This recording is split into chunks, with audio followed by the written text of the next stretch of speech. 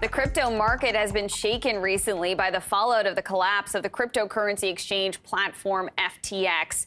Creditors are facing losses estimated in the billions of dollars amid allegations of fraud in a market that has been largely unregulated so far.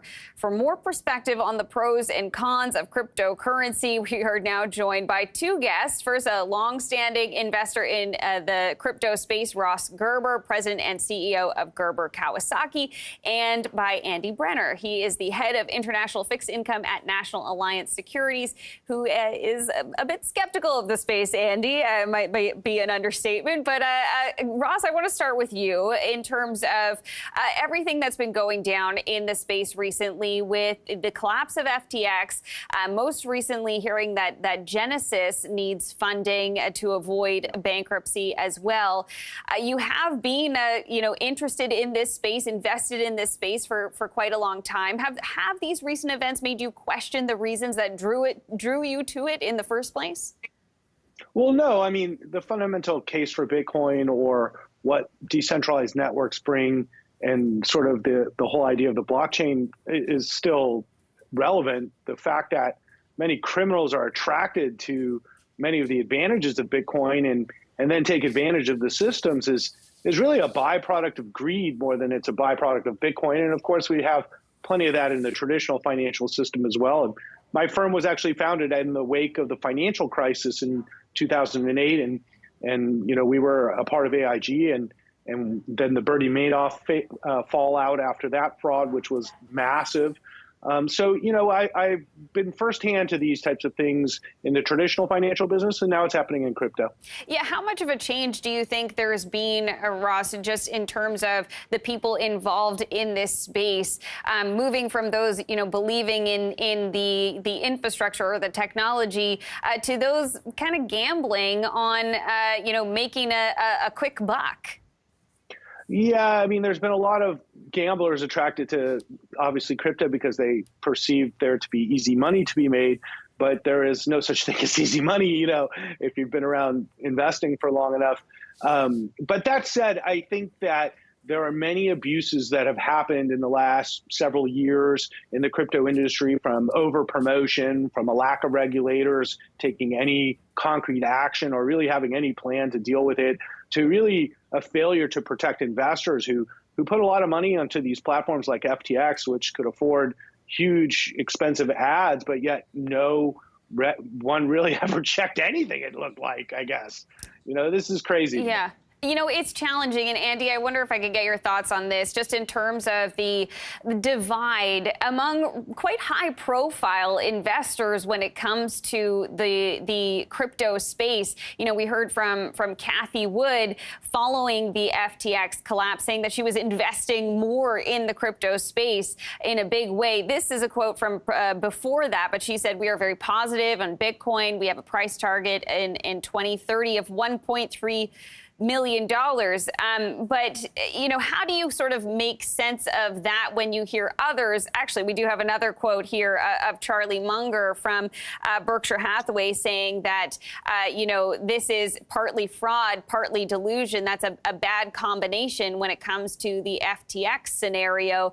As an investor who's, sitting at home right now trying to make sense of that, when they hear, pretty high profile people talking about this on high-profile platforms, how do you make sense of this divide? Well, first of all, thank you for having me, and I want to thank Ross for kind of outlining the way I see it.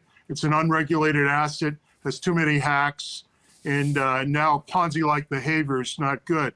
As far as Cathie Wood and her promotion, look, Cathie Wood is very good at going into speculative assets. Unfortunately, her returns over the last 5 years have been abysmal. I mean, I looked at her ARK fund today just for this program, and over the last 5 years, its cumulative return is less than 1%, or basically effectively nothing.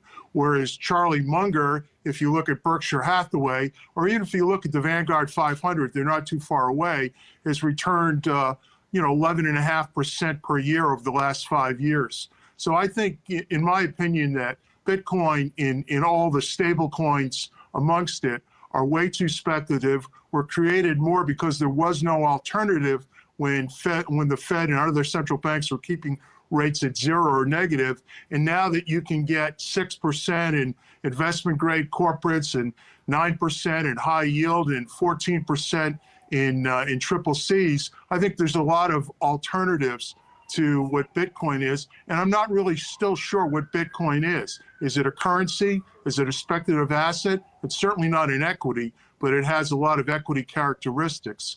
So that's kind of my view at the moment. Yeah, I mean, that's a good question. I wonder, Ross, if you want to weigh in terms of the practicality of Bitcoin, maybe as a currency, but or as an investment.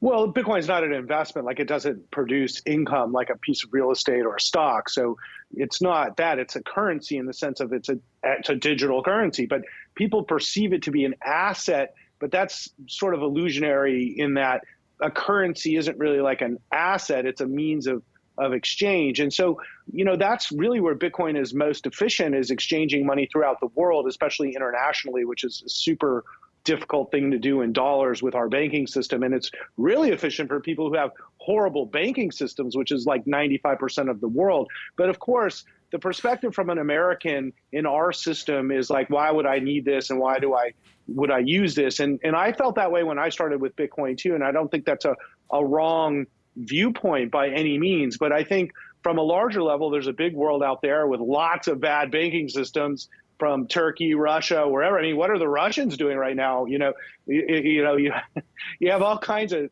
bad systems out there. So Bitcoin really solves that problem.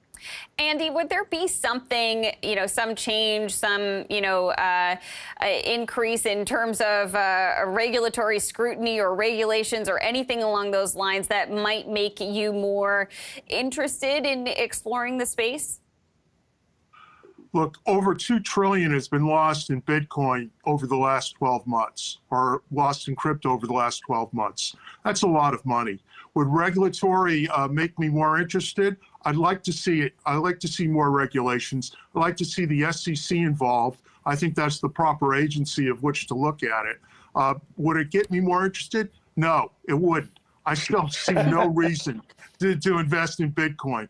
I like stocks. I like bonds. I don't like stocks at this moment, even though I think they'll do okay until year end. I think bonds are okay. I like being in the short end. There are a lot of better opportunities, I find, than Bitcoin or crypto. And yes, Ross is right. If I lived in Venezuela or Turkey or even China and I had to hide money or get money out or whatever, sure, that works. But I don't live in any of those countries, and I'm not planning to visit any of those countries in the near term. So I'm going to just stick here in the United States, maybe go up to Canada to visit, say hello to you guys, but I'm going to stick with dollar assets for right now. So, Ross, I mean, you don't have to convince anybody to invest in anything. That's not the point. But, how do you sort of build trust, especially in this environment where so much money has been wiped out, as Andy was saying? Yeah, well, first of all, once again, about $2 trillion have been wiped out in just a few tech stocks in the last, 6 months, thanks to the Fed. So, a lot of money has been gained or lost, or however you look at value over the last several years.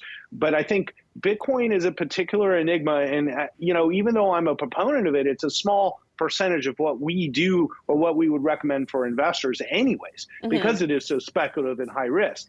That said, the point of the fact that the whole world needs a better system is why we're investing in the ecosystem. And then secondly, decentralized networks and digitizing assets is happening on a much bigger level than just Bitcoin. And it's everything from like, I just got a new real estate deed, and it's literally a piece of paper. Like the LA County registrar is literally pieces of paper in file cabinets today. And these are things that can be used with technologies like blockchain. So there's so much with smart contracts and technologies that are happening within this ecosystem that is interesting and exciting. And it'll take time to work out. But fraud is fraud, and it's been a huge blow to the ecosystem of crypto. And we'll see how it comes together and recovers here. So, Ross, what should investors expect as they sort of look to the near future? Because this space really doesn't have a long history. We don't really know what the cycles might be like. You know, there's a lot of talk about a crypto winter. What if it's an ice age? What does that look like for investors? This is like the crypto Antarctica right now, Right. you know. This is like the financial crisis, and I went through this, you know, in our system, and what solved our system was the centralization of the U.S. government, which said you're all going to buy each other, and here's money that we're going to print, and we're going to do everything to keep our banking system alive, no matter how corrupt and horrible they were, you know, and that's what we did, and it worked, and we made like 1,000 rules called Dodd-Frank, and that's actually worked. So we get better from it, but can crypto come together and all these Bitcoin billionaires get together and actually take some of their money and back all this? I don't know if that's going to happen or not, and how this ripples through the system. And so this will be a very interesting time. I think there's huge opportunities, and I think there's huge risks. Andy, what do you think the future of crypto looks like? I don't think it looks very good. I mean, you're granted it's speculative, and you know, maybe when it gets down to 10,000, maybe it bounces, you know, but it's too speculative, in my opinion, or in our opinion, to want to invest in it at all, at any level, at any time. So we're going to stick with what we know and what's worked for us, and we're going to let the crypto people work it out on their own. We do have to watch crypto because it affects our other industries. So there's an article on Bloomberg today about small banks in the U.S. are over-leveraged or taking some crypto risks, lending money against crypto, and they're getting smoked right now. So we have to watch to see what it causes as far as margin calls. But surprisingly, with all the money that's been lost in crypto, I haven't really seen it make much inroads in the U.S. equity markets or the U.S. bond markets, at least in the short term. So it seems to be pretty much contained to crypto. And as far as Ross says, those crypto billionaires, I'm not so sure they're billionaires anymore, but I wish them the best of luck. Yeah.